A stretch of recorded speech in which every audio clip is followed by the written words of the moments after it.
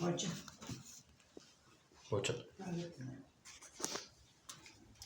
El Señor esté con ustedes. Con tu espíritu. Evangelio de nuestro Señor Jesucristo según San Marcos. Gloria a ti, Señor Jesús. Por la señal de la Santa Cruz de nuestros enemigos, líbranos, Señor, Dios nuestro. Jesús salió con sus discípulos hacia los poblados de Cesarea de Filipo y en el camino les preguntó: ¿quién dice la gente que soy yo? Ellos le respondieron: algunos dicen que eres Juan el Bautista, otros Elías y otros algunos de los profetas. ¿Y ustedes quiénes dicen que soy yo? Pedro respondió: tú eres el Mesías. Jesús les ordenó terminantemente que no dijeran nada acerca de él y comenzó a enseñarles que el Hijo del Hombre debía sufrir mucho y ser rechazado por los ancianos, los sumos sacerdotes y los escribas, que debía ser condenado a muerte y resucitar después de 3 días. Y les hablaba de esto con toda claridad. Pedro, llevándolo aparte, comenzó a reprenderlo, pero Jesús, dándose vuelta y mirando a sus discípulos, lo reprendió diciendo: retírate, ve detrás de mí, Satanás, porque tus pensamientos no son los de Dios, sino los de los hombres. Entonces Jesús, llamando a la multitud junto con sus discípulos, les dijo: el que quiera venir detrás de mí, que renuncie a sí mismo, que cargue con su cruz y me siga, porque el que quiera salvar su vida la perderá, y el que pierda su vida por mí y por la buena noticia la salvará. Palabra del Señor. Gloria a ti, Señor Jesús. Y las palabras del Evangelio borren nuestros pecados. Amén. Bueno, tomen asiento.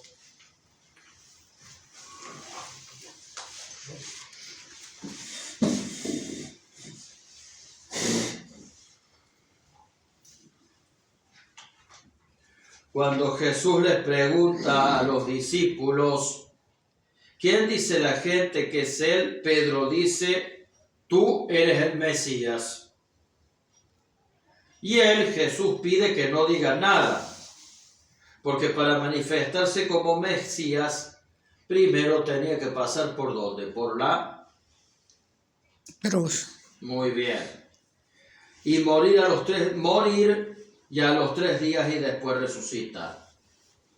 Recordemos, muchas veces lo dije, que algunos creían que el Mesías era un rey que venía a instaurar un gobierno terrenal.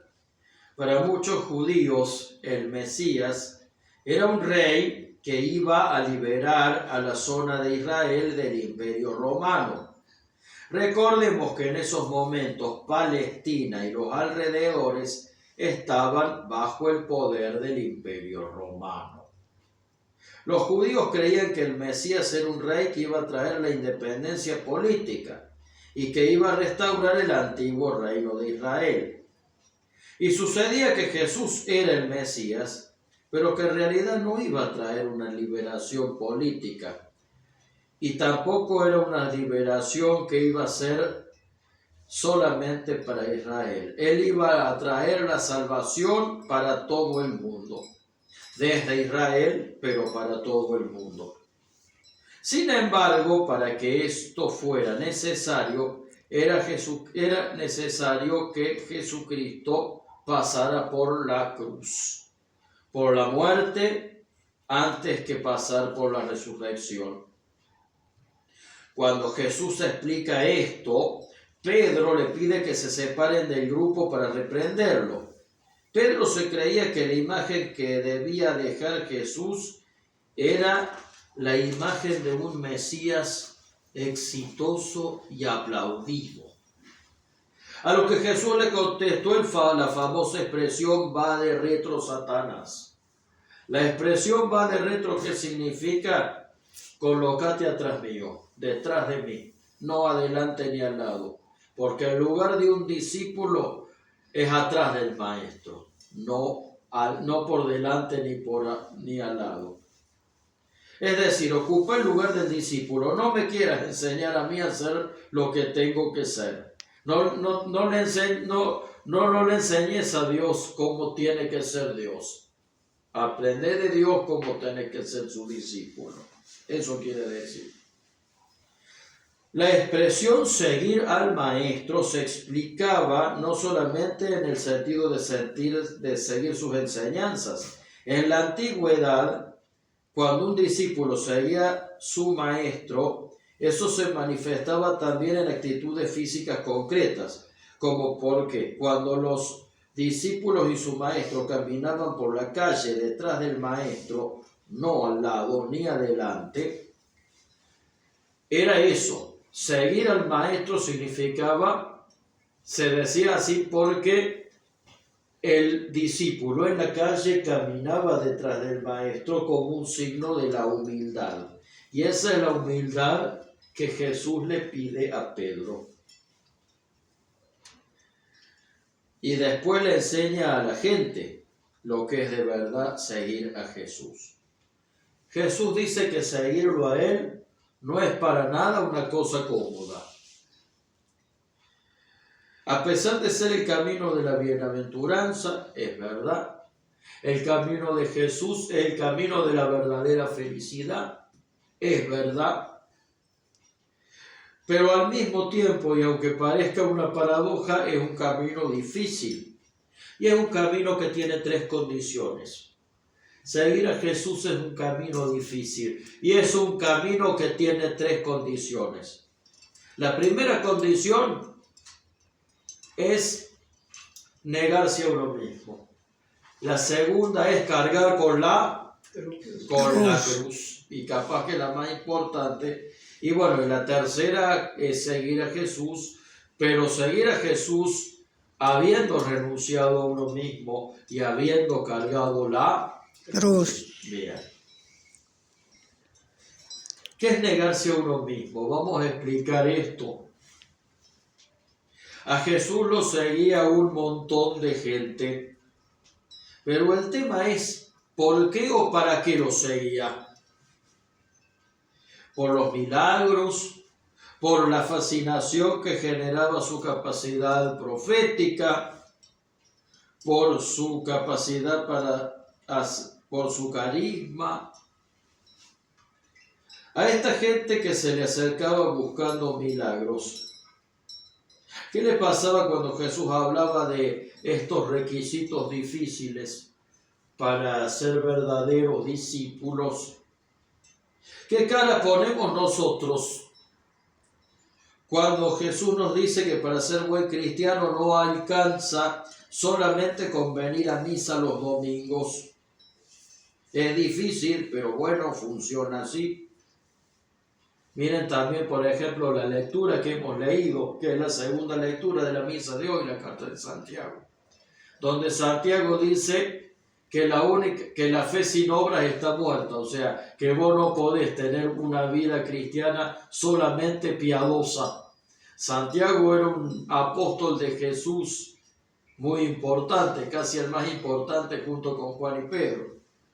Y no, si no haces buenas obras, la fe no se te va a notar. Por eso mucha gente que va a la iglesia no convence a los demás de ir a la iglesia, porque las obras que hace no muestran lo que predican ni lo que rezan. Entonces, ¿con qué interés nos acercamos a Jesús? Si nosotros venimos solamente a misa para ser sociales o buscando milagros, no termina de alcanzar. Funciona así. Lo primero que dice Jesús es negarse a uno mismo. Ahora, ¿qué significa negarse a uno mismo? Cuando Jesús dice que negarse a uno mismo es un requisito para seguirlo, esto no significa que uno tenga que perder la personalidad, tampoco significa que tiene que perder la voluntad propia, y tampoco significa que uno tenga que someterse a un poder autoritario que dice hablar en nombre de Dios, no. Renunciar a uno mismo no significa eso.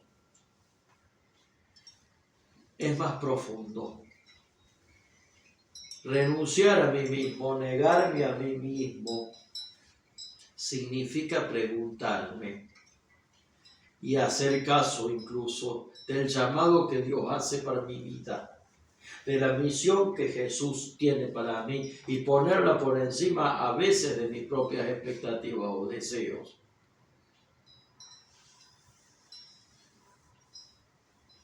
Tomo como caso el caso de San Cayetano, que es un santo que acá, y tomo el caso de San Cayetano porque es un santo que acá admiramos y conocemos. San Cayetano tenía un altísimo cargo en lo que hoy es el Vaticano, tenía mucho dinero, tenía mucho poder, porque además de estar en el Vaticano manejaba la plata, o sea, tenía una carrera prometedora como eclesiástico si hubiera seguido ahí, o sea, muy probablemente si seguía en el Vaticano y en esa posición, seguramente hubiera llegado a obispo o a cardenal. Y sin embargo, él sintió que Dios le pedía una vida más sencilla, una vida más austera. Miren que ya era religioso y a pesar de ser religioso, él sentía que su manera de servir a Dios era otra. Él sintió que Dios le pedía una vida más sencilla, una vida más austera, y entonces fundó una congregación de sacerdotes que viviera en la sencillez y la humildad. Cayetano hizo eso, renunció a sí mismo, o sea, a la cantidad de lujos y de los placeres de los palacios papales.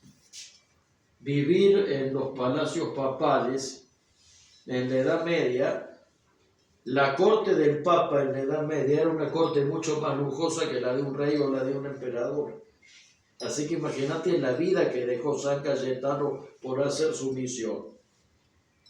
Para hacer lo que Dios le pedía y ser felices viviendo, y ser feliz viviendo con la misión que Dios le había dado. Eso es negarse a uno mismo. O sea, no es renunciar a uno mismo en el sentido de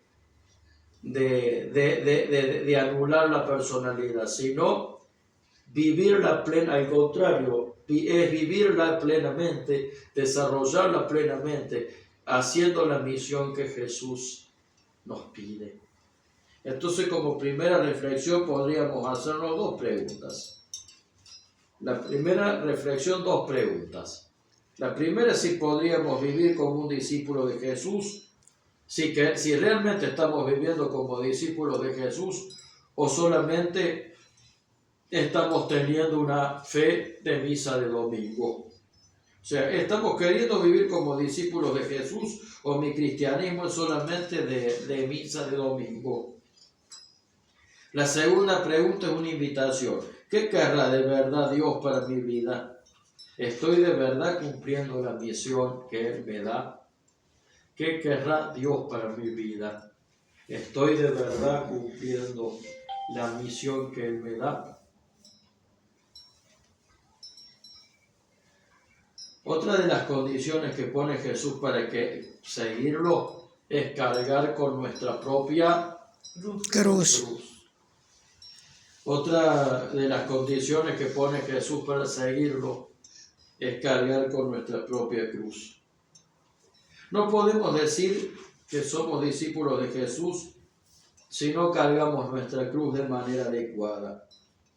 De la misma manera que Jesús no podía resucitar si primero no moría en la cruz, nosotros tampoco podemos alcanzar la salvación si no cargamos nosotros nuestra propia cruz. Ahora, ¿qué es esto de cargar la cruz? Es un dicho muy popular que cada uno de nosotros carga con su propia cruz y por lo general siempre lo asociamos a un sufrimiento, a una enfermedad o a alguna situación incómoda que nos toca atravesar. Lo que nos invita a Jesús a hacer es que a la cruz la carguemos, pero la carguemos con Él. A nuestra realidad la tenemos que aceptar tal como es, pero también la podemos aprovechar para aprender, ya que a través de nuestras cruces, ya que a través de lo que nos pasa, Dios nos educa, Dios nos enseña. A través de lo que nos pasa, Dios nos educa, Dios nos enseña. San Pablo cuenta en una de sus cartas que tenía clavada una espina en la carne. Cuenta que varias veces le pidió a Dios que se la quitara y Dios le contestó: no pienso quitártela, porque mi mayor fuerza se manifiesta en la debilidad. Miren lo que le dijo Dios: no pienso quitártela, porque mi mayor fuerza se manifiesta en la debilidad. Es decir, a San Pablo la espina en la carne le servía para aprender a ser más humilde, para que la gloria de Dios se manifestara mejor. Entonces, de la misma manera que Dios usa nuestra cruz para enseñarnos a nosotros a ser de Él, a ser suyos, una tercera pregunta que le podemos hacer es: Señor, esta cruz que tengo, esta cruz que paso, ¿para qué puede servirme? ¿Qué me querés enseñar con esta cruz que me estoy haciendo pasar? ¿Qué me querés enseñar con esto? Cuando los cristianos decimos que para seguir a Jesús hay que cargar la cruz, no queremos decir que el sufrimiento sea lindo ni que la tortura sea buena. Lo que es verdad es que la cruz es un paso necesario para la redención. Sufrir no es agradable, pero también es verdad que una vida sin adversidades no es una vida real, es una vida que no existe. Si no aceptamos nuestra cruz y la vivimos a través de Jesús, no solamente no vamos a dejar de sufrir, sino que además vamos a sufrir sin sentido. Mientras que si nuestra vida es vivida a través de Jesús, podemos ser bienaventurados y felices, aun cuando tengamos que pasar ciertas cruces, porque toda cruz termina en resurrección y podemos también ganar la vida eterna. Y aceptar nuestra cruz es más fácil cuando el que nos ayuda a cargar la cruz es Jesús. Cuando es Jesús el que nos ayuda a cargar la cruz, nuestra cruz se hace más liviana, porque sabemos que al igual de la cruz de Jesús, nuestra cruz, si la llevamos con Jesús, también nos lleva a la resurrección. Entonces tenemos tres hermosas preguntas para hacernos. La primera, si estamos siendo verdaderos discípulos o simplemente estamos siendo cristianos dietéticos, simplemente estamos siendo cristianos light. La segunda es: ¿qué misión tendrá Dios para mí? ¿Qué misión tendrá Dios para mí? Y la tercera: esta cruz que Dios permite en mi vida, ¿qué me quiere enseñar? Esa es la más importante, creo que hoy. Esta cruz que hoy Jesús está permitiendo en mi vida, ¿qué me quiere enseñar? Que sea el Espíritu Santo y la Virgen María los que nos ayuden a contestar estas preguntas. Amén. Amén. Vaya.